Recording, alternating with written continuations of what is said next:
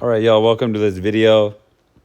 Whereas our objective is going to be to expand on the last lesson where we're graphing these linear inequalities. But this time we want to do it where we're given it, and it's not necessarily in slope-intercept form, right? It's not going to look perfectly like this every time.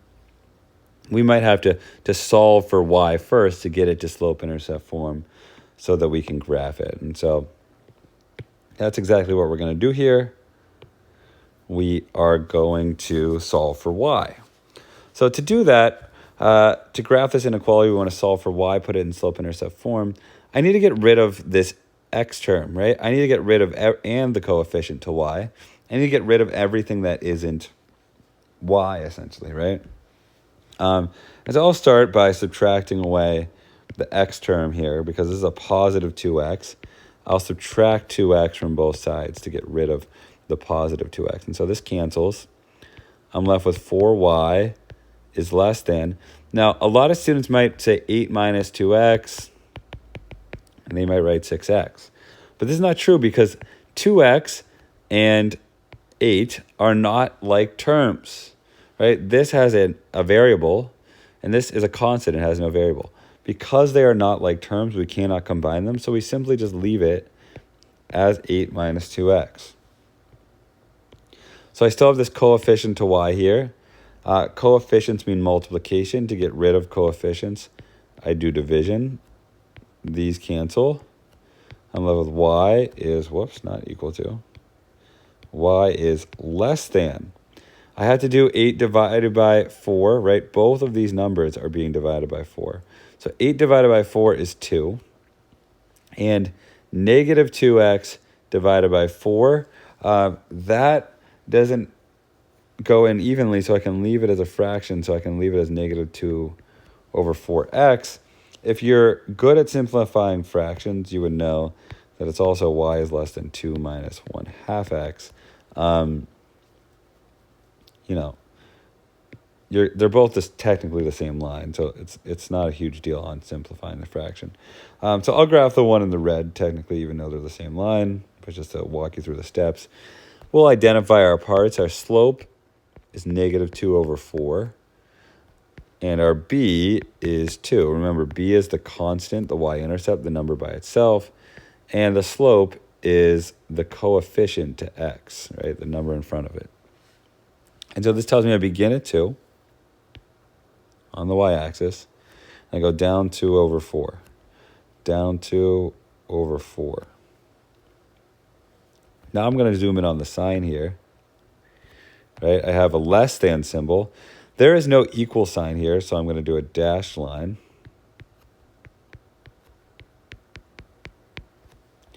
There we go. And now I got to decide if I shade up or down. This is a less than symbol, so I'm going to shade down. All right. And there we go. We have just graphed a linear inequality when it's given to us not in slope-intercept form. All right, this is a good opportunity for you to pause the video and get started on your own. I'm going to erase this real quick while you're solving.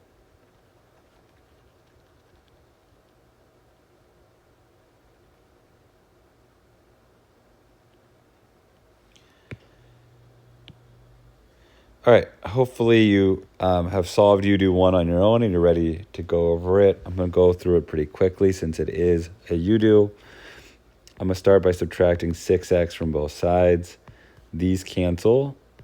I get 3y is greater than or equal to. These are not like terms, so I can't combine them. So I'm going to do negative 9 minus 6x over here. I divide each side by 3. Y is greater than or equal to. Negative 9 divided by 3 is negative 3. And negative 6x divided by 3 is negative 2x. And so now I have it in slope-intercept form. I'm going to identify my slope and my intercept. The intercept is negative 3. The slope is negative 2. If I want this to be a fraction, negative 2 over 1. All right, and so I'm going to begin at -3 here. And my slope is -2/1, so I go down 2/1, down 2/1. You can always do these patterns in reverse too, right? I can go, like the negative could be on the -1, right? -2/1 is the same thing as 2/-1. So I could go up 2, backwards 1. Oops, I went up 3. Could go up 2, backwards 1, up 2, backwards 1, right? It doesn't matter. So that just extends this line a little bit. And so remember, here's my final equation that I'm graphing. It's a greater than or equal to symbol right here, right? So that means since the equal sign is there, I'm going to connect with a solid line. And that because it's greater than, I'm going to shade above the line. Okay, let's go ahead and keep moving. I'm going to head down to example 2 here. Let's dive right in. Hopefully this is starting to make sense. It's a little bit one extra step this time, so please pay close attention. I'm going to start by getting rid of the x term so I can get y by itself. Subtract 8x from both sides. I get -4y is greater than or equal to 4 minus 8x. Now I got to get rid of the coefficient. I'm going to divide -4 on both sides. I get y is greater than or equal to 4 divided by -4 is -1. -4 or -8x divided by -4 is positive 2x, right? A negative divided by a negative is a positive. So now I have its slope-intercept form. Whoops, I just made a huge mistake. I'm almost glad I made it. I forgot to talk about the new part. When you divide by a negative, see how we divided by a -4 here? You have to flip the sign around, all right? So this becomes y is less than or equal to. When you divide by a negative, you flip the sign. When you divide by a negative, you flip the sign, all right?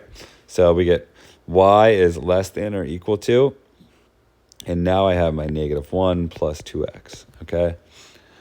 All right. So I'm going to identify my slope as, 2, and my y-intercept is -1. I'm going to plot this. I go to -1. Slope, I want it to be a fraction, 2/1. Go up 2/1, up 2/1, etc. Now, because there is an equal sign here, right? There's an equal sign right here. I'm going to connect these into a straight line. Straight solid line. And this is a less than symbol when it's flipped. I know originally we started with a greater than symbol up here, but now we have a less than symbol. So I'm going to shade below the line.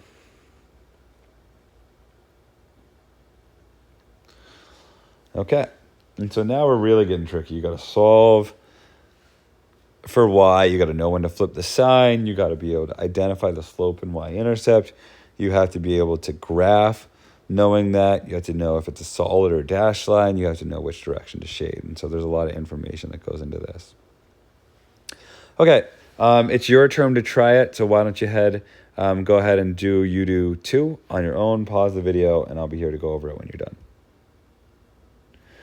Okay, hopefully you're unpausing. I am going to go through this quickly, so it's not too long of a video. We got to get y by itself, subtracting 8 from both sides. I get -2y is greater than or equal to 2x minus 8. Divide both sides by -2. These cancel. I'm left with just y on this side. I just divided by a negative, so I got to flip the sign.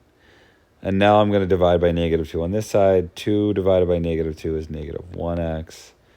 -8 divided by -2 is +4. And so I get y is less than -1x plus 4.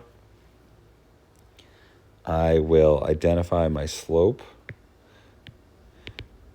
as -1 or -1/1 and my y-intercept as 4.